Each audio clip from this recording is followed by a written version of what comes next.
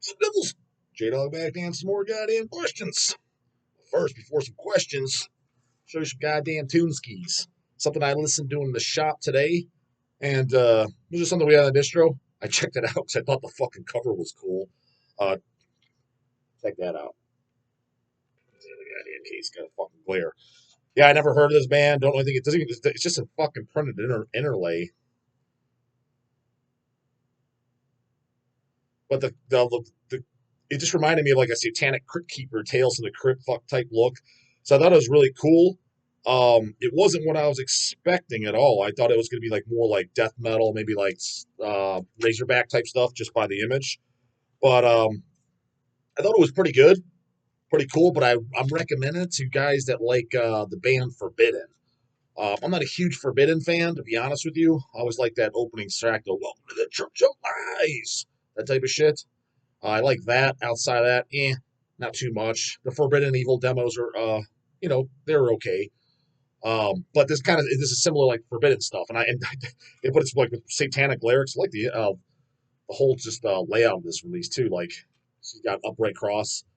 Not that they've created this idea, but to fucking read the track listing, you got to put it upside down. And my favorite song that stood out the most was Satan's Satanic Satanists, track 6, and they just numbered 666, of course. And the second track, Invert the Cross, was probably my second favorite. So it was pretty memorable, and a one-time goddamn listen. We only have like a couple copies, so I just recommend it. It's something I listened to, and I thought it was pretty good. It was worth.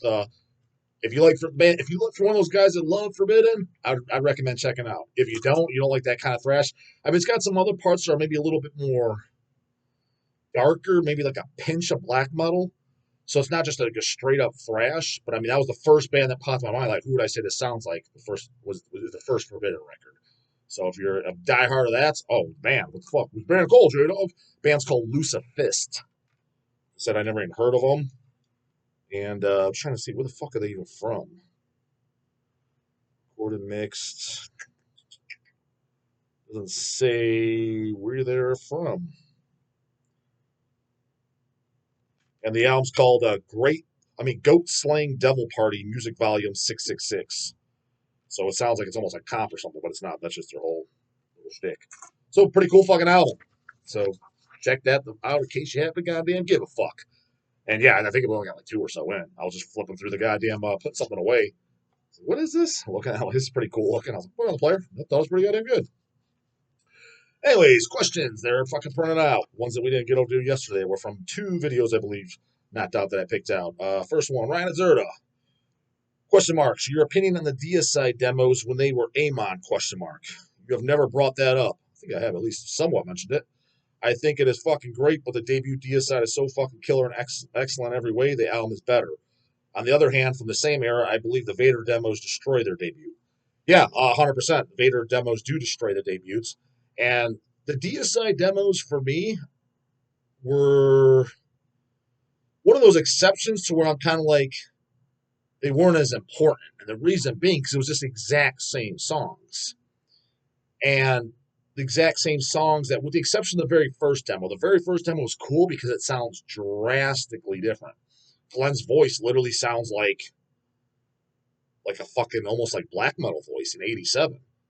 So it was cool for that, and his vocals were never even close to it. The second demo, it's really jamming and shit, but it sounds really reminiscent to the first album. Now, I know some guys are, dude, the second demo sounds so much better than the first album. Dude, 9 times out of 10, if I walked in the room, I wouldn't be able to tell a goddamn difference. I think the triggers are a little less clicky, and yeah, some of the vocal parts he does slightly different, but you memorize which was which. It's very goddamn fucking similar. There wasn't much of a difference. And then the first demo being so different, it was only 3 songs. Just like I think the fucking Possessed demo is kind of like, I'm not going to say pointless because it had its place for when I get it if you picked it up before Seven Churches came out. You were one of those old devils. That makes sense if you like love that demo, one of your favorites. But if you got it years later after Seven Churches, it's kind of like, this is just a much shittier recording than Seven Churches. I was going to go with Seven Churches. So the Amon demos, pre-Deicide, first one's really cool just because it sounds drastically different. Second one's kind of like, yeah, of course it's good. I mean, but if I had to pick between that and the debut album, I'm going to take the debut album because it has all those songs plus other songs you didn't have. So it just seemed kind of a bit unnecessary. Now the Vader demos, on the other hand, especially the demo with the song "Chaos" being one of my favorite goddamn Vader songs. What's cool about those is, number one, they're way faster than they are on the album. They definitely kind of slowed it down on the album, and the vocals are way fucking better. I mean, his vocals are unique as fuck.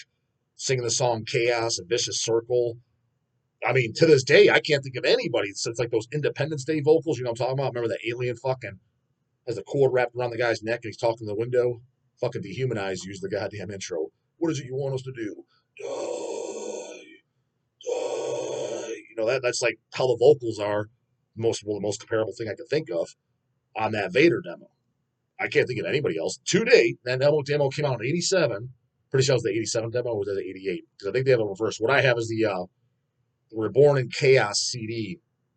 It's got 2 demos. I think the second demo was actually the first demo, but the first demo on the CD is the second demo, so it could be reversed. But that's what I have. That's what I listen to. You don't have the actual demo tapes in there? You didn't write them when you were 2 years old, J-Dog? No, I didn't. So that's what I got. And then the second demo, there's like great songs like Decapitated Saints. But like I said, 87, 88 demo, whichever one it is on that Reborn in Chaos, it's again, how many bands out there sound like Suffocation, Grave, Entombed, Incantation? Millions. Well, not millions, but a shitload, right? Why not do that? Why not try to imitate fucking Empatego? Why not try to imitate, again, first Deicide, the Amon demo? Let's just talk vocally here. Putrefaction demo, that Vader demo. Like, nobody sounds like any of those. Why not try to do that? At least, like, well, you're ripping somebody off. They're doing ripping peak bands off anyways. They're just sounding like somebody. Or maybe not ripping them off, just organically, that's how it came out. It's like, okay, yeah, that sounds like the 10 million fucking band I fucking heard. At least try to imitate something I just said, and there's others too. You know, something like Macabre, Corporate Death. The only person that did that's the only band, and I've recommended them a couple times on this channel, was the band Scurvy. They're more of a just straight up gore grind band.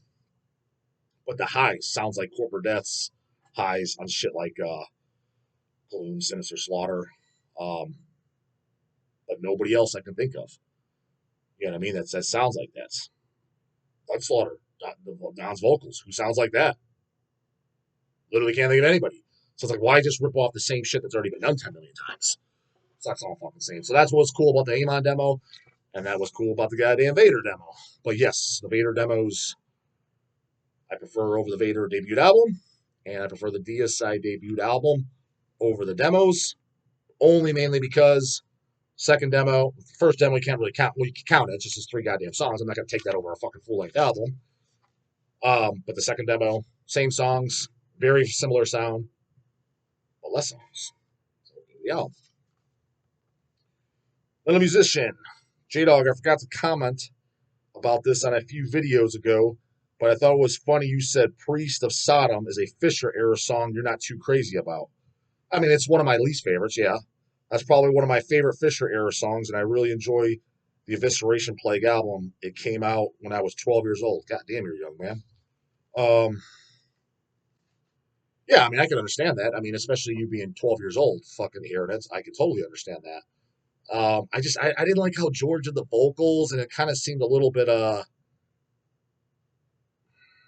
don't want to say the word bouncy, because it's not bouncy.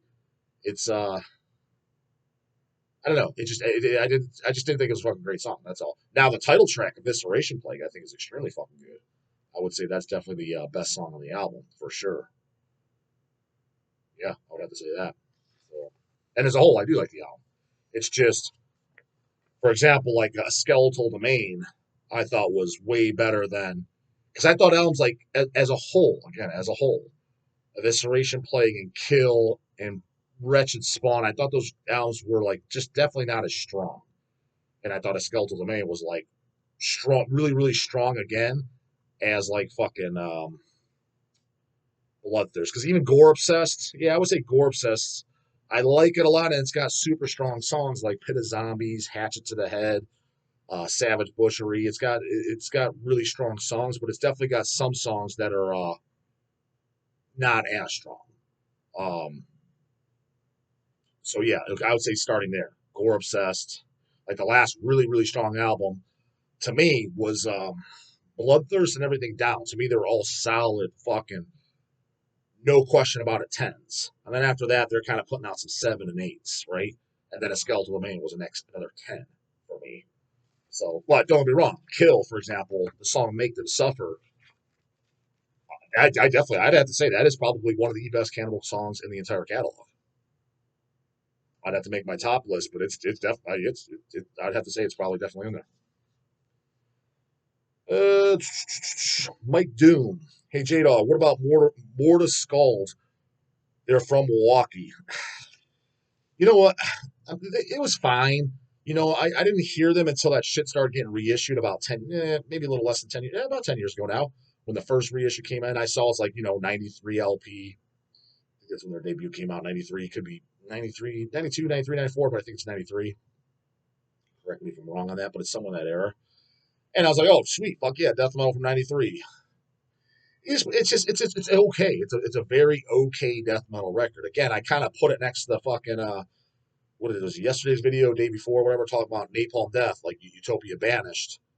Granted, Napalm Death was a way more iconic fucking band, and I do like Utopia Banished better.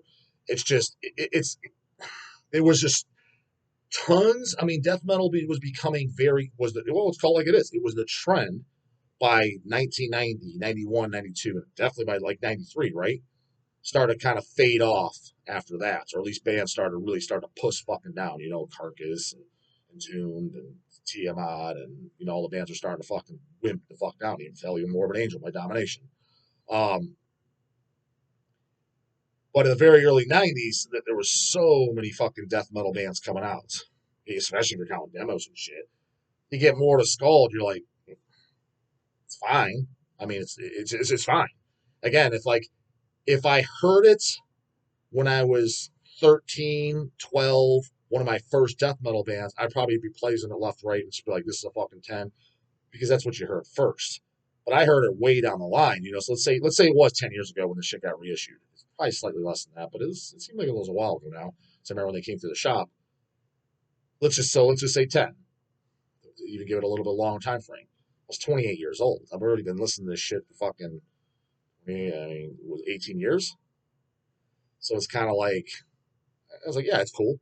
I didn't pick it up. I need it. Another band that fits that category too, that everybody's got a boner over in the last couple of years, is Morgoth. I was like, I put it on. It's fine. I was like, it kind of sounds like Death and Asphyx from what I remember. I will listen to one or two. I'm like, I'll listen to the first two Deaths and the first two Asphyx. Because they were just, not that I don't like other stuff that sounds like each other's. Like, I like Entrails, and they sound, like fucking Entombed and Grave and Dismember, right? But they had really, really strong songs. When I put on the Morgoth, I'm like, those songs are really standing out to me too much. I was like, yeah, again, it was a decent background listen. But I started hearing that when it was I probably heard that I heard that earlier than the Morta Scald. The Morta Scald, I heard that by but late though, 22, 23. Again, another thing that kind of was a little late. They were a band that was a little late to the game. What were they, like, again, a 92, 93 band putting out their first album? Did you ever notice it too? Out of the 90s bands, exceptions to the rule, of course, that usually by 92, yeah, 92, but that's, I would say that's the earliest year. All the bands that were coming out, like putting out their debut then, were like major downgrades. Did you ever fucking notice that?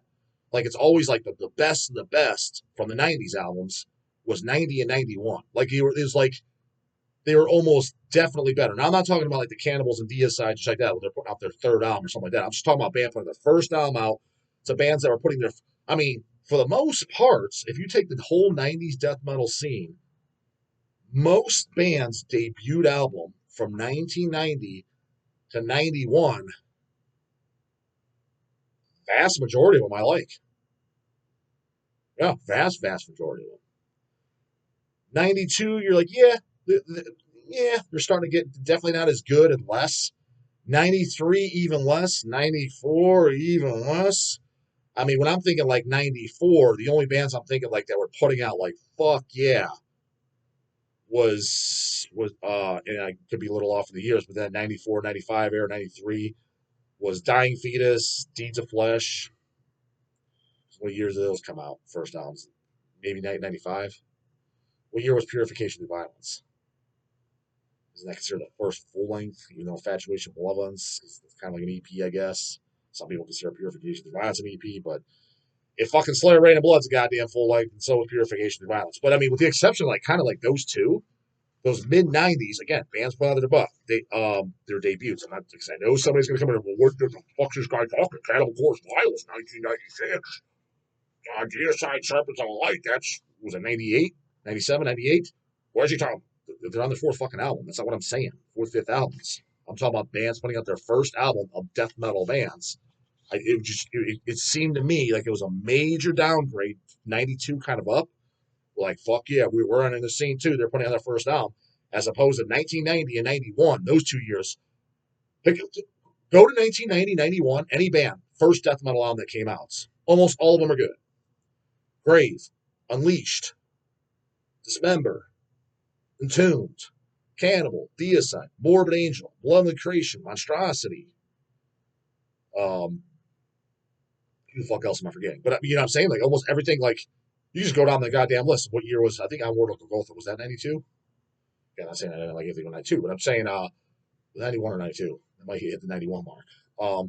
Suffocation, you know what I mean? It was Immolation.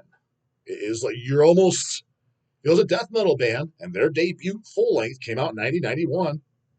Yeah, I would have to fucking say there's like a 95% chance it's fucking good. So for you young devils out there, in case you're trying to get into this shit, there's your kind of I don't want to waste my time with shit. Just go to Metal Archives, any death metal band, 1990, 91. First album, if it came out in those years, if you buy it, there's a very good chance you got a good one. Farter balls. What about Gutted from Toledo? Question marks.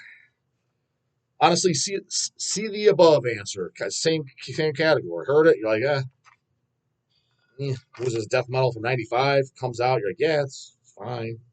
Got reissued, and there was buzz over it, which was cool. Cooler from Ohio. I just, when I heard it, it's cool. It's not. I'm not saying it sucks. I just didn't think it was anything special. And when we're talking about Ohio, honestly, I thought Regurgitation Tales of Necrophilia sent it home on a fucking stretcher. I think in Balmer there was blood everywhere. Damn sure sends it home on a fucking stretcher. There was just shit that's just like it's fine. I was like, there's just way better shit. I definitely would not shut it off by any means, but I wasn't running out to fucking bust open the wall and buy it either. Fucking right on Zerta goddamn again. Question, J-Dog. You mentioned a few female-fronted acts such as Savage Master and Lady Beast being some stuff you like. Have you listened to the band Soul Grinder? Question mark. Yes, I have. New album fucking rips, broski. I highly recommend to you. They have 2 full lengths and a few EPs, all Cell Tales. So Soul Grinder was a band that I did listen to when it came through the shop. I gave it a one-time listen. It was a full length. Can't remember what it was called. Can't remember which one it was. But I remember enjoying it. But I never went back to it. This was probably about 3 years ago, 4 years ago. Yeah, I'd say probably just a little bit pre-COVID, maybe. It was even during COVID. But it was at the shop. I know that was an LP I put on. And it was one of those things, put it on. I remember liking it. I mean, my socks weren't blowing the fuck off, but I mean, I remember liking it, thinking it was good. I just never went back to it again. So, it's good to know it. So, but yes, I do remember being good shit. Big C Kyle, J-Dog. Is Unlord another of those dark funeral type heavy shoulder pad black metal bands? I definitely prefer brooding, repetitious memorizing, and grim black metal, which is what BM is about. Is BM about that though, dude? I mean, especially if you're looking at to me, the first black metal band ever is Bathory, because that's what black metal sounded like, right? It's not, I mean, that had riffs. Listen to the goddamn fucking best track ever, Necromancy. That's got riffs for days, bro. That's not memorizing bullshit. But that's real, actual black metal. That sounds like black metal as we created the name shit. Because, I mean, I'm not saying Venom's not a black metal band, but I can see the argument, which would be like, this is a black metal. Because the sound, it isn't.